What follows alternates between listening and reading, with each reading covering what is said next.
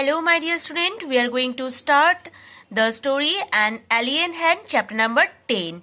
ये हमारा एलियन हैन वाला बुक का लास्ट चैप्टर है.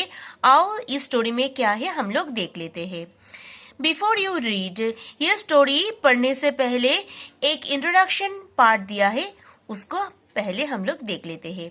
Have you heard of Viking mission of Mars? क्या तुमने वाइकिंग मिशन के बारे में सुना है जो मार्स में गया था? The National Aeronautics and Space Administration Viking mission to Mars was composed of two spacecraft, Viking 1 and Viking 2. Each consists of an orbit and a lander. NASA से मतलब उसका जो फुल फॉर्म है the National Aeronautics and Space administration, वहां से Viking mission में के लिए मार्स में दो स्पेस क्राफ्ट गया था. एक का नाम था वाइकिंग 1, एक का नाम था वाइकिंग 2. एक जो है वो ऑर्बिटर था, मतलब घूमता था, और एक है लैंडर, मतलब घूमने के बाद चक्कर लगाने के बाद वो लैंड करता था. इस तरह से दो मिशन बनाया गया था. The primary objective were to obtain image and the samples of the Martian space surface and soil and search for any position sign of life.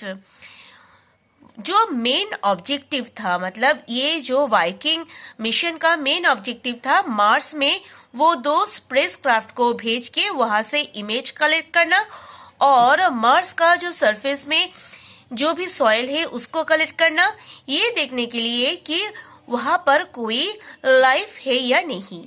Viking was a launch on 20th August 1975 and arrived at Mars on 19 June 1976. जो Viking 1 था वो मतलब ये world से जब निकला वो है 20th August 1975 में, और वो जाके पहुंचा मतलब मार्स में एंटर किया 19 जून 1976 में, लगभग एक साल बाद. Viking 2 was launched on 9 September 1975 and entered Mars orbit on 7th August 1976.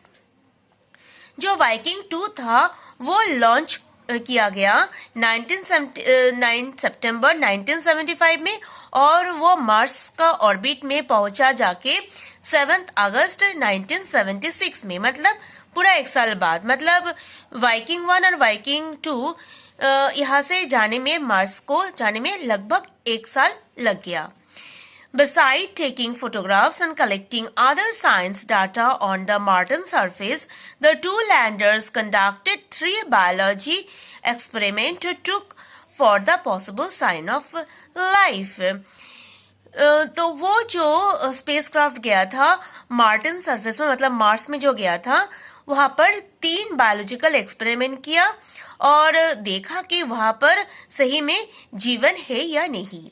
As of now, there is no clear evidence of presence of living microorganism in the soil near the landing sites. तो अभी तक पता नहीं चल पाया कि Mars में कोई जीवित माइक्रोऑर्गेनिज्म है या नहीं. Now read the story. अभी हम लोग ये स्टोरी में चलते हैं.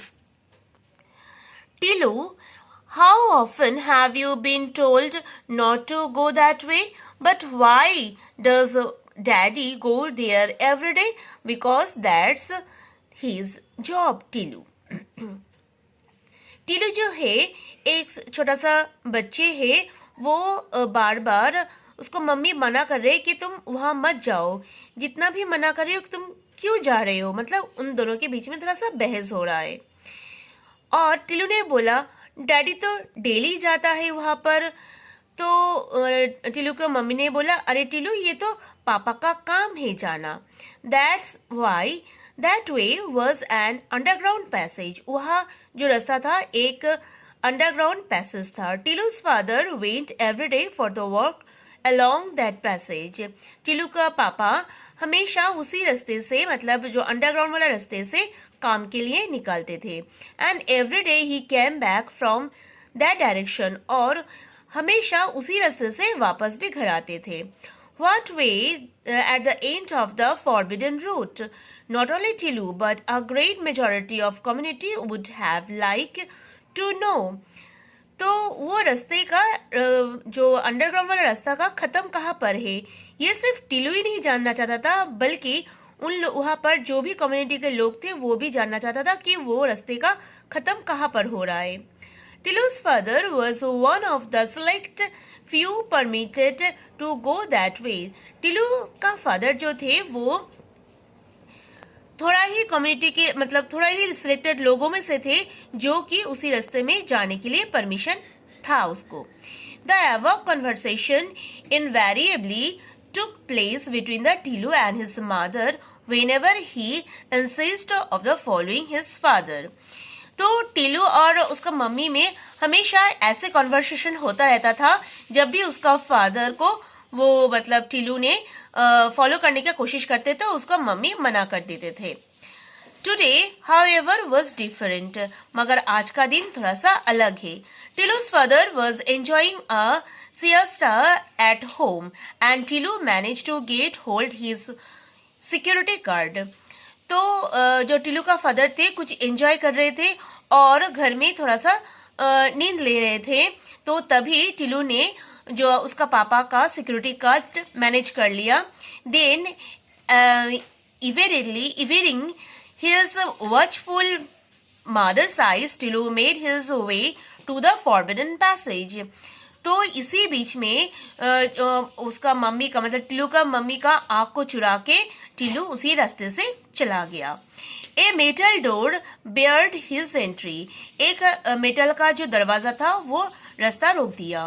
पर Tilu had watched his father slip the magic card into the slot, और टिलू ने देखा था उसका पापा को किस तरह से वो मैजिक कार्ड से कैसे दरवाजा खोलते हैं.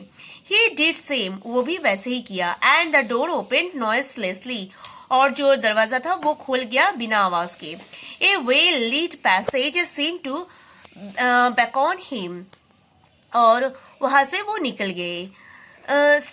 Snatching the card which had come out the another slot in the wall, जब कार्ड स्नैच किया तो दूसरी वॉल से एक और स्लॉट आ गया. टिलू started his march along the gentle upward slope, तो टिलू ने धीरे धीरे वो रास्ते पे मतलब अपवर्ड स्लोप जहाँ था वो पर चलने लगे. For the passage led from the underground habitat to the surface of the planet, वो जो रास्ता था वो मतलब प्लैनेट का सरफेस में जाने का रास्ता था. टिलू looked forward to the seeing the sun if it was daytime or the star if it was night, about which he had heard and read so much. तो टिलू देखना चाहता था कि अभी जो प्लैनेट है वो प्लैनेट में दिन है, सूरज है, या रात है, स्टार से भरा हुआ है. वो पहले से भी ये सुना था. But alas that was not to be, मगर वो कुछ देख नहीं पाए. Tilu had underestimated the security arrangement, Tilu ने सोचा कि वो जो भी सिक्योरिटी अरेंजमेंट है उसको अंडर एस्टिमेट किया था, मतलब वहां से सोचा था वो ढीला ढाला होगा, वो निकल जाएगा. Invisible mechanical device had already detected and photographed the small intruder, मगर वहां पर जो मैकेनिकल डिवाइस था वहां से उसका फोटोग्राफ लिया गया और देखा गया कोई एक छोटा सा इंट्रूडर मतलब घुसपैठी वहां पर घुस आया है. Send his picture to the central bureau where it was thoroughly checked, तो उसका पिक्चर सेंट्रल ब्यूरो में चला गया जो कि थॉरोली चेक होता है. And before he had advance 10 paces a strong hand fell heavily on his shoulder. जब भी वो उसी रास्ते से जाने वाला था तभी एक भारी भरकम हाथ उसके कंधे पे आ पहुंचा. Gently but firmly he was escorted security staff back home to an anxious and angry mother. तो वो एक सिक्योरिटी गार्ड था, वो सेफली उसको एस्कॉर्टिंग करके उसका घर में ले आया और उसका जो गुस्सा और मम्मी बहुत ही चिंतित थे उसके पास ले आया. While he was being scolded, he received help from another unexpected quarter. जब भी उसका मम्मी का डांट पड़ने वाला था तभी एक आश्चर्यजनक घटना हुआ। Let me explain to him darling, said his father who had just got up। तो उसका पापा ने नींद से उठा और उसका मम्मी को बोला, अरे डार्लिंग तुम टेंशन मत लो, मैं थोड़ा सा एक्सप्लेन कर देता हूँ। If he is properly believed he will not such a things again. तो उसका पापा ने बोला, उसको इसके बारे में अगर अच्छे से बता दूं तो शायद वो और नहीं जाएगा। ही स्टार्टेड टू एक्सप्लेन, और वो थोड़ा सा एक्सप्लेन करने का कोशिश किया। Listen Tilu, I work on the surface where an ordinary person cannot survive because the air is too thin to breathe and where the temperature is so low that you would freeze to death। उसका पापा ने बोला, कोई भी साधारण लोग वो space में जा नहीं सकते हैं क्योंकि वहां पर कोई लोग सरवाइव नहीं कर पाएंगे। वहां का जो हवा है बहुत पतला है, वो वहां से ब्रीथ नहीं ले सकते हैं, और वहां जो टेम्परेचर वो भी बहुत कम है। तो उसी टेम्परेचर में तो जम के मर जाएंगे लोग। But daddy how do you manage to survive? तो टीलू ने बोला, तुम कैसे सर्वाइव कर लेते हो? Because I go well equipped in a special suit with a survivor of oxygen reservoir of oxygen. उसका पापा ने बोला कि वो एक स्पेशल टाइप ऑफ शूट डालते हैं जिसमें ऑक्सीजन रिजर्वर है, जहां से ऑक्सीजन मिल जाता है। I can keep warm and my boots are specially designed to make it easy for me to work on the surface। वो जो सूट है वो हमें गर्म रखने के लिए मदद करते हैं, और हमारा जो स्पेशल टाइप ऑफ बूट होता है वो स्पेस में चलने के लिए बनाया गया है। That's more I have trained to survive and work on the surface। और उससे ऊपर भी है, मैं उसके लिए ट्रेनिंग लिया है किस तरह से सरवाइव होना है और सरफेस में जाके कैसे काम करना है। There was a time when our forefathers lived on the surface quite naturally। बहुत बहुत पुराने बात है जहाँ पर हमारा पूर्वज वहाँ पर रहते थे और प्राकृतिक नियम से। Indeed, they did so for millions of years, but time change। वो लोग मिलियंस ईयर्स पहले वो लोग वहाँ पर रहते थे, मगर अभी समय बदल गया। The sun, the very sun which had provided us with the sustenance turned hostile। मगर जो तभी बहुत तेज धूप आता था, सन भी प्रोवाइड करता था जो धूप, मगर अभी थोड़ा सा मुश्किल हो गया वहां पर। It change only the slightly but change was sufficient to upset the balance of nature on this planet. मगर वो प्लैनेट के लिए अभी मतलब सफिशिएंट बैलेंस नहीं है नेचर को पकड़ने के लिए। मतलब जो जीवित लोग हैं वहां पर रहना मुश्किल हो गया है। First the bird can became extinct. जो पहले जो बर्ड है वो पहले वहां से बाहर निकल गया, मतलब वो रह नहीं पाया। The animals followed. इसके बाद जो भी पशु थे वो भी मर गया, मतलब वो भी जिंदा नहीं रह पाया। The fish could not bear any more there either. वहां पर फिश भी और नहीं जिंदा रह पाया। We manage to survive only because of our superior technology. हम लोग वहां पर सर्वाइव कर सकते हैं क्योंकि हमारे साथ अच्छा टेक्नोलॉजी है। But we were force to live underground under the artificial condition. मगर हम लोग जो अंडरग्राउंड के रास्ते से आते हैं वहां पर भी आर्टिफिशियल कंडीशन ही हमें जीवित रखने के लिए मदद करते हैं। Thanks to the solar energy we can generate sufficient power to our our life comfortable. ये जो सोलर एनर्जी है उसका भी बहुत धन्यवाद, क्योंकि सोलर एनर्जी ही हमें सफिशिएंट पावर देते हैं और हम यहाँ पर कंफर्टेबली काम कर सकते हैं। But the machines were which make this possible much always be in a good working condition. मगर जो भी मशीन्स हमें इस कंडीशन में काम करने के लिए मदद करते हैं वो मशीन भी अच्छा कंडीशन में होना चाहिए. Some of them are on the surface. I belong to a team whose responsibility it is to keep watch on them to service them.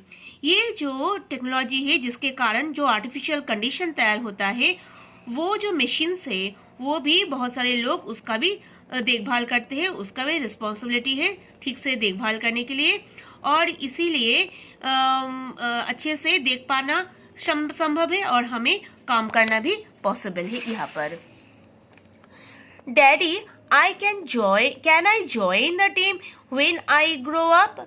Daddy मतलब टिलो बोल रहे, डैडी मैं जब बड़ा हो जाऊंगा क्या मैं आपके टीम के साथ ज्वाइन हो सकता हूँ? Of course if you want to, said his father.